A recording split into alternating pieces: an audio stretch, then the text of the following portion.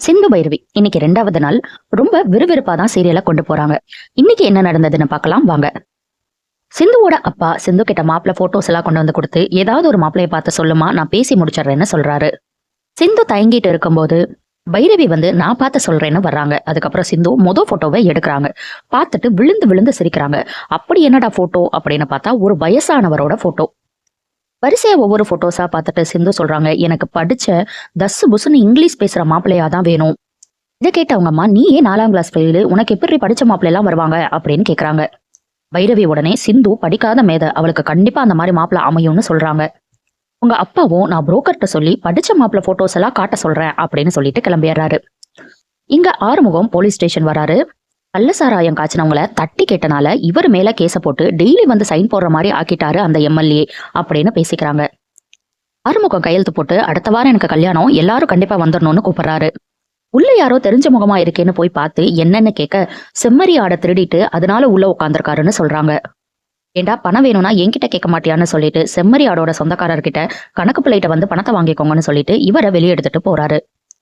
வெளியே போகும்போது கையில்லாம ஒருத்தர் வந்து நிக்கிறாரு. யாருடா இவரு அப்படின்னு பார்த்தா ஒரு பிளாஷ்பேக் போகுது.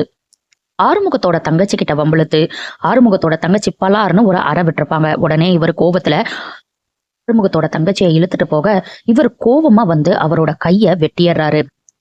தங்கச்சியை என்ன தவிர இந்த ஊர்ல வேற யாரு கல்யாணம் பண்ணிக்கிறாங்கன்னு பாக்குறேன்னு சவால் வேற விடுறாரு. தங்கச்சியோட வாழ்க்கையில குறுக்க வராத, கை வெட்ட தெரிஞ்ச எனக்கு கழுத்தையும் வெட்ட தெரியும்னு சொல்லிட்டு ஆறுமுகம் அங்க இருந்து போறாரு. சிவா அவங்க அம்மாவை கோயிலுக்கு கூட்டிட்டு வராரு. என்னடா கோயிலுக்கெல்லாம் கூட்டிட்டு வந்திருக்க, என்ன விஷயம்னு அவங்க அம்மா கேக்குறாங்க. ஸ்னேகா அதுக்கப்புறம் சிவாக்கு கால் பண்ணிட்டு இவங்க முன்னாடி வந்து நிக்கிறாங்க. ஒண்ணு இல்லம்மா, ஸ்னேகா உன்னை பார்க்கணும்னு சொன்னா அதான் கூட்டிட்டு வந்தேன் அப்படின்னு சொல்லிட்டு ஸ்னேகாவை இன்ட்ரடியூஸும் பண்ணி வைக்கிறாரு. இது பார்த்து அவங்க அம்மா பயங்கரமா காண்டாகுறாங்க. ஸ்னேகாவே அவங்க அம்மாட்ட, நானும் சிவாவும் ஒரு வருஷமா லவ் பண்றோம், எங்க வீட்டுல எல்லாருக்கும் ஓகே, நீங்க ஓகேன்னு சொன்னா எங்க அப்பா வந்து உங்ககிட்ட பேசுவாருன்னு சொல்றாங்க. என்ன பதில் சொல்றதுன்னு தெரியாத சிவாவோட அம்மா, வீட்டுல பேசிட்டு சொல்றேம்மா அப்படின்னு சொல்லிடுறாங்க. ஸ்னேகா போனதுக்கு அப்புறம் என்னடா நினைச்சிட்டு இருக்க, இந்த பொண்ணோட பேரும் தெரியல ஊரும் தெரியல, திடீர்னு வந்து கல்யாணம் பண்ணி வைக்க சொன்னா என்னடா சொல்றது, நம்மளோட ஸ்டேட்டஸ்க்கு கொஞ்சம் குறைஞ்சு இருந்தாலும் நான்லாம் ஒத்துக்க மாட்டேன்னு சொல்றாங்க. ஸ்டேட்டஸ்க்கெல்லாம் எந்த குறைச்சலும் இல்லம்மா, தேவராஜ் ஹாஸ்பிட்டலோட சேர்மனோட ஒரே பொண்ணுதான் இவன்னு சொல்றாரு. நீ பிடிச்சாலும் சரியான புளிய கும்பா தாண்டா பிடிச்சிருக்க, அந்த பொண்ணு உன்ன கல்யாணம் பண்ணிக்கிறேன்னு சொல்றாளா, இந்த கல்யாணம் நடந்துருச்சுன்னா நம்ம தாண்டா கெத்து, இவ்வளவு நாள் உங்க பெரியப்பா நிலையிலேயே தான் வாழ்ந்துட்டு இருக்கோம், நமக்குன்னு ஒண்ணுமே கிடையாது, ஆறுமுகம் கல்யாணம் முடியட்டும், இதை பத்தி நான் பேசிடுறேன்னு சொல்றாங்க. உடனே ஏமா இப்படியெல்லாம் நினைக்கிற அப்படின்னு சொல்லிட்டு முடிச்சிடுறாரு.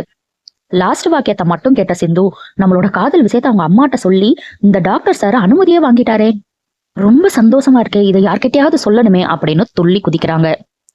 நீ ஏன் இன்னும் டாக்டர் கிட்ட லவ் சொல்லல, அவங்க எப்படிமா அவங்க அம்மாட்ட சொல்லியிருப்பாரு, எப்படிதான் இதெல்லாம் நம்புறாங்களோ.